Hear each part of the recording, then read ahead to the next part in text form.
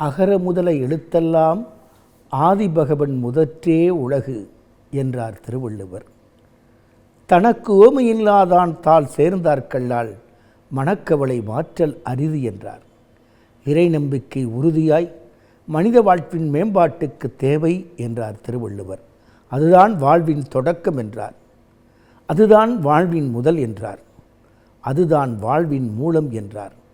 அதே நிலையில் இறை நம்பிக்கையோடு மனித முயற்சியும் இணைந்து பயணிக்க வேண்டும் என்றார். தெய்வத்தாலாகாதெனினும் முயற்சிதம் மெய்வருத்த கூலி தரும் என்றார். இறை நம்பிக்கையும் மனித முயற்சியும் இணைந்து பயணிக்கிற தடம்தான் மனிதகுலத்தின் முன்னேற்றத்திற்கு தேவை என்றார் திருவள்ளுவர். நமக்கெல்லாம் நிறைய சந்தேகங்கள், ஐயங்கள், பிரச்சனைகள், வினாக்கள், குழப்பங்கள், இதையெல்லாம் தீர்க்கிற தீர்வு எது? உறுதியாய் சொன்னார். இவை எல்லாவற்றையும் தீர்ப்பதற்கு கற்பது ஒன்றுதான் வழி என்றார். கற்க என்று ஆணையிட்டு சொன்னார். கற்பது மட்டுமா? கற்றதை உள்வாங்கிக் கொண்டு அதை நாம் சிந்தித்து செயல்படுத்த வேண்டும் என்றார். இன்றைக்கு மனிதகுலம் அந்த பாதையில் பயணிக்க வேண்டும். நமக்கு மனித குலத்திற்கு எது அறிவு? திருவள்ளுவர் சிறப்பாக சொல்லுகிறார். நம் படித்து பெறுகிற பட்டங்களா, அரங்கத்தில் ஆற்றுகிற உரைகளா, எழுதி குவிக்கிற நூல்களா, இவைதான் அறிவின் அளவுகோலா? திருவள்ளுவர் சொல்லுகிறார், இவையல்ல அறிவின் அளவுகோல். மனிதகுலத்தின் துன்பம், நேற்று ஒரு துன்பம் இருந்தது, இன்று ஒரு துன்பம் இருக்கிறது, நாளை ஒரு துன்பம் இருக்கும். ஒரு தருணத்தில் சுனாமி வந்தது, இன்னொரு தருணத்தில் கொரோனா வந்தது, இன்னொரு தருணத்தில் இயற்கையின் சீற்றம் பெருவெள்ளமாய் சீறி பாய்ந்தது. இப்படி எத்தனை பேரிடர்கள் மனிதகுலத்தை தாக்கினாலும் அந்த பேரிடர்களை எதிர்கொண்டு, துன்பங்களை எதிர்கொண்டு இன்பமாக மாற்றுவதுதான் அறிவின் பாதை என்று சொன்னார். அதனால்தான் அறிவு அற்றம் காக்கும் கருவி என்றார். மனித வாழ்க்கை அறத்தின் அடிப்படையில் தான் இயங்க வேண்டும். அதனால்தான் அரண் எனப்பட்டதே இல்வாழ்க்கை என்றார். இப்படி அரண் எனப்பட்டதே இல்வாழ்க்கை என்ற அடித்தளத்தில் வாழ்ந்த வாழ்வின் பயன் என்ன? தெளிவாய் சொல்லுகிறார். பெரும் அவற்றுள் யாம் அறிவதல்ல, அறிவு அறிந்த மக்கட்பேறு என்றார். அறிவறிந்த மக்கட்பேறு என்பதற்கு என்ன அடையாளம்? அப்பூதியடிகள் என்ற அடியவர் திருநாவுக்கரசர் மீது மாறாத பற்று கொண்டவர். அவருக்கு வாய்த்த அருமை குழந்தை மூத்த திருநாவுக்கரசு. அப்பூதியடிகள் இல்லத்திற்கு திருநாவுக்கரசர் வந்திருக்கிறார். அவருக்கு அமுது படைக்க, உணவு படைக்க விரும்புகிறார் அப்பூதியடிகள். அதற்காக வாழை இலை பறித்து வருமாறு தம் குழந்தை மூத்த திருநாவுக்கரசுக்கு ஆணையிடுகிறார். மூத்த திருநாவுக்கரசு குறிப்பிடுகிறார், நல்ல தாய் தந்தை ஏவ நான் இது செய்யப்பற்றேன். சற்று எண்ணி பாருங்கள். நல்ல தாய் தந்தை யார் சொல்லுகிறார்? அவர்களது குழந்தை, அப்பூதியடிகளின் குழந்தை மூத்த திருநாவுக்கரசு நல்ல அப்பாவும் அம்மாவும் என்னை ஏவ நான் இந்த பணியை செய்கிறேன் என்கிறார். நல்ல அப்பா நல்ல அம்மா என்ற அடைமொழி யார் தருவார்கள்? படித்து பட்டம் பெறுவதா? தேர்வில் எழுது வெற்றி பெற்று இவர்தான் நல்ல அப்பா என்று சொல்வதா? திருவள்ளுவர் தான் தெளிவாய் சொல்லுகிறாரே, ஈன்ற பொழுதினும் பெரிதுபக்கும் தன் மகனை சான்றோன் என கேட்ட தாய். தன் மகனை உலகம் போற்றுவதுதான் தாய் தன் மகனை பெறுகிற போது பெறுகிற மகிழ்ச்சியை விட பெருமகிழ்ச்சியை பெறுவாள். மகன் தந்தைக்கு ஆற்றும் உதவி இவன் தந்தை என்னோற்றான் கொள்ளெனும் சொல். இந்த தந்தை என்ன தவம் செய்தான் இப்படிப்பட்ட ஒரு பிள்ளையை பெறுவதற்கு? இந்த தவமகனை பெறுவதற்கு என்ன தவம் செய்தானோ என்று உலகம் போற்றுவதுதான் உண்மையான பெற்றோர்களுக்கு பிள்ளைகள் செய்கிற கடப்பாடாகும். அந்த நிலையில்தான் மூத்த திருநாவுக்கரசு வாழை இலை பறித்து வருகிற போது விஷப்பாம்பு தீண்டுகிறது, உடலில் விஷம் ஏறுகிறது. தன் உயிரை பற்றி கவலைப்படாமல் தன் வீட்டுக்கு வந்த பெரியவர் உணவுண்பதில் காலதாமதம் ஏற்பட்டுவிடக்கூடாது என்று மூத்த திருநாவுக்கரசு ஓடி வந்து வாழை இலையை கொண்டு வந்து வீடு சேர்த்துவிட்டு மயங்கி கீழே விடுகிறது. தன் உயிரை பற்றி கவலைப்படாமல் தான் எடுத்துக்கொண்ட கடமையை நிறைவேற்றுகிற தவ வாழ்வு அந்த குழந்தையிடம் இருந்த காரணத்தால் தான் சேக்கிழார் சொல்வார், இது குழந்தையல்ல பெரும் தவம், பண்டு பழுத்த முழுமை தவம் இந்த சிறிய உடலில் புகுந்ததோ என்று சொல்வார். அப்படிப்பட்ட மக்கட்பேறு தான் அறிவறிந்த மக்கட்பேறு என்று திருவள்ளுவர் அடையாளம் காட்டுகிறார். வாழ்க்கை அன்புமயமான பாதையில் பயணிக்க வேண்டும், அறிவு சார்ந்த கடமைகளில் ஈடுபட வேண்டும். இதற்கு யார் தேவை? நமக்கு நல்ல நட்பு தேவை. நீ யார் என்று எனக்கு சொல்ல வேண்டாம், உன் நண்பர்கள் யார் என்று சொல், நான் உன்னை கண்டுகொள்வேன் என்று சொல்வார்கள். அப்படித்தான் நட்பின் இலக்கணம். உலகம் முழுதும் தேடி பார்க்கிறோம். திருவள்ளுவர் நட்புக்கு முக்கியத்துவம் கொடுத்தார். யாரையெல்லாம் நண்பராக்கி கொள்ள வேண்டும், யாரையெல்லாம் நண்பராக்கி கொள்ளக்கூடாது, யாரையெல்லாம் பொருள் கொடுத்து கூட உறவாக்கி கொள்ள வேண்டும், யாரையெல்லாம் பொருள் கொடுத்து கூட உறவு வேண்டாம் என்று விளக்கிக் கொள்ள வேண்டும் என்று பட்டியலிடுவார். இலக்கியங்களில் பார்க்கிறோம், இதிகாசங்களில் பார்க்கிறோம், புராணங்களில் பார்க்கிறோம். தோழமை என்பது எவ்வளவு அற்புதம்.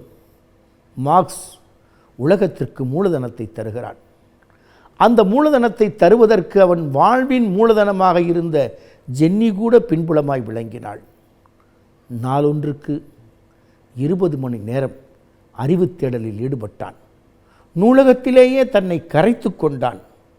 உலகமே உன்னை உதறி எறியட்டும், உறவுகள் அனைத்தும் உன்னை விட்டு விலகி போகட்டும், நண்பர்கள் கூட நட்டாற்றில் விட்டு விடட்டும், எல்லா உறவுகளும் உன்னை விலகி போனாலும், உன்னை விட்டு விலகி போனாலும், திடீரென தனிமைச் சிறையில் உன்னை வைத்தாலும் உன்னை விட்டு விலகாத உறவு எது என்ற கேள்வியை கேட்டார்கள்.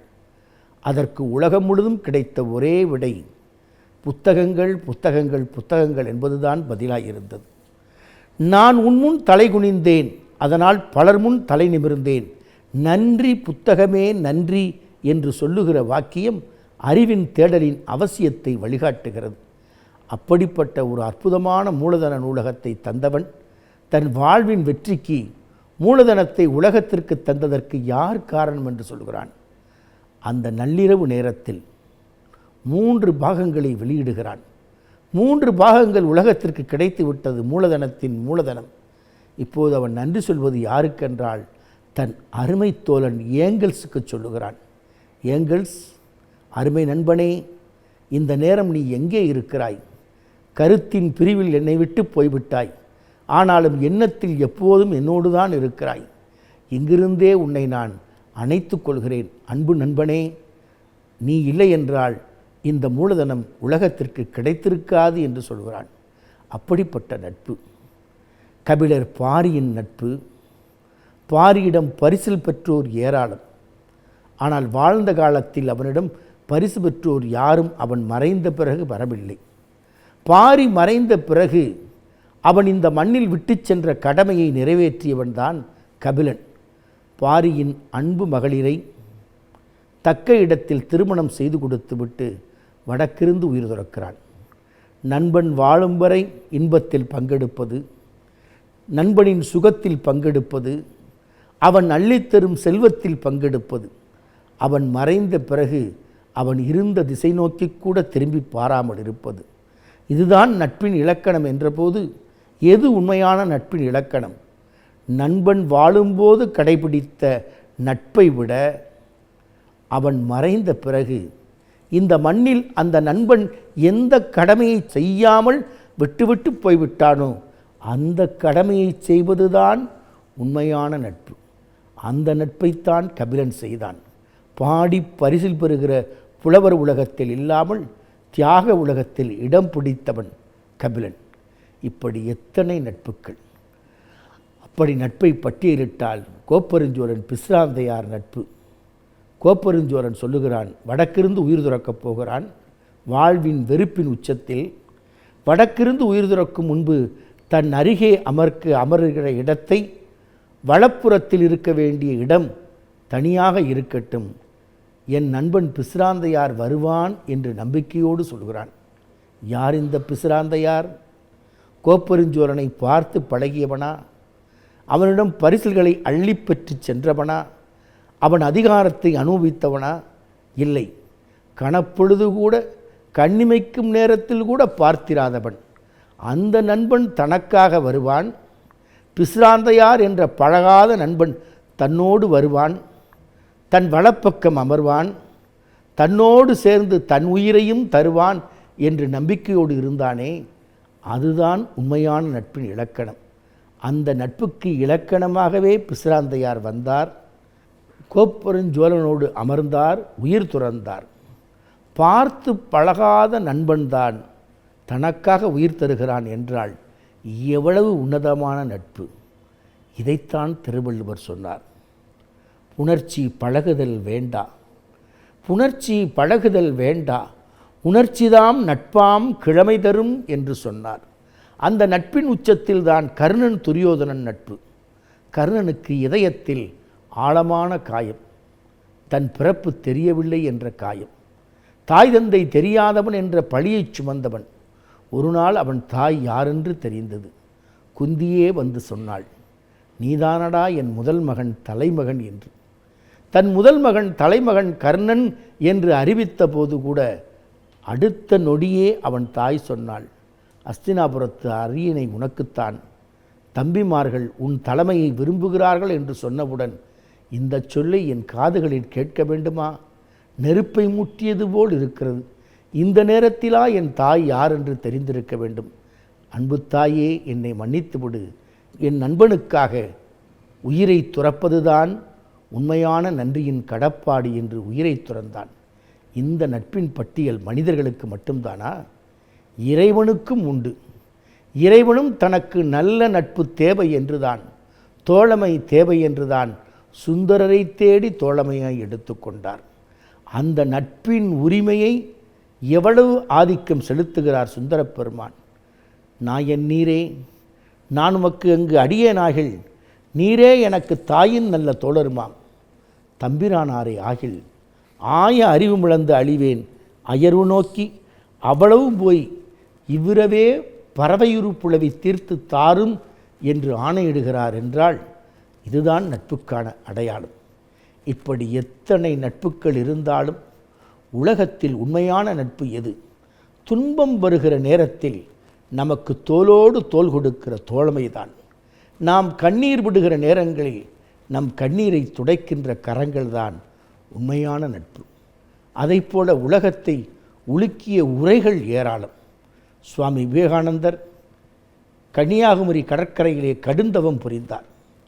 அமெரிக்காவின் சிகாகோ நகரத்தின் கொலம்பஸ் அரங்கத்தில் என்ன உரை ஆற்றப் போகிறார் என்று எல்லோரும் அயர்ந்திருந்த போது, எனது அருமை சகோதர சகோதரிகளே என்று அவர் ஆற்றிய பேருரைதான் இந்தியாவை மட்டுமல்ல உலகையே உலுக்கியது. அதை போலதான் ஆபிரகாம் லிங்கன் கருப்பின மக்களின் விடியலுக்காக அவர் நடத்திய போராட்டம். கெட்டிஸ்பர்க் கல்லறையின் அருகே இறந்த போர் வீரர்களுக்கு அஞ்சலி செலுத்துவதற்கு 4 லட்சம் போர் வீரர்கள் சூழ நின்றிருந்தார். அவர் ஆற்றிய ஒற்றை வாக்கியம்தான் உலகத்தில் ஜனநாயகத்தின் மகத்துவத்தை அடையாளம் காட்டுகிறது. மக்களால் மக்களுக்காக ஆளுகிற மக்களின் அரசாங்கம் என்று, மக்களால் மக்களுக்கான மக்களின் அரசாங்கம் என்று அவர் சொன்ன வாசகம் பொன்னெழுத்துக்களில் பொறிக்கத்தக்கது. இதைத்தான் திருவள்ளுவர் சொல்லுகிறார். சுழல் வல்லன் சோர்விலான் அஞ்சான் அவனை இகழ்வள்ளல் யாருக்கும் அரிது என்று. திருக்குறள் என்பது எல்லா தளங்களுக்கும் வழிகாட்டுகிறது. அறிவின் தளத்தை விசாலமாய் காட்டுகிறது, அன்பின் தளத்தை ஆழ அகலமாய் காட்டுகிறது, நட்பின் தளத்தை நீண்ட தொடராய் காட்டுகிறது.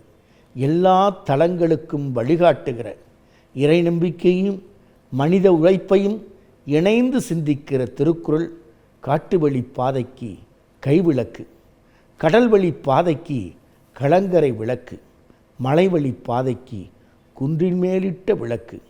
திருக்குறளே நம் வாழ்வின் ஒளிவிளக்கு. அந்த ஒளிவிளக்கின் பாதையில் நாளும் நாளும் நாம் பயணிப்போம். இளைய தலைமுறைக்கு திருக்குறள் நெறியை தவிர நெறிப்படுத்துவதற்கான அறநெறி உலகத்தில் எதுவுமே இல்லை. அந்த திருக்குறள் நெறி நின்று நிலவட்டும். இளைய தலைமுறையின் இதயங்களை ஆளட்டும். வாழ்க திருவள்ளுவர் புகழ். வளர்க திருக்குறள் தொண்டு. அனைவருக்கும் இனிய திருவள்ளுவர் தின நல்வாழ்த்துக்கள்.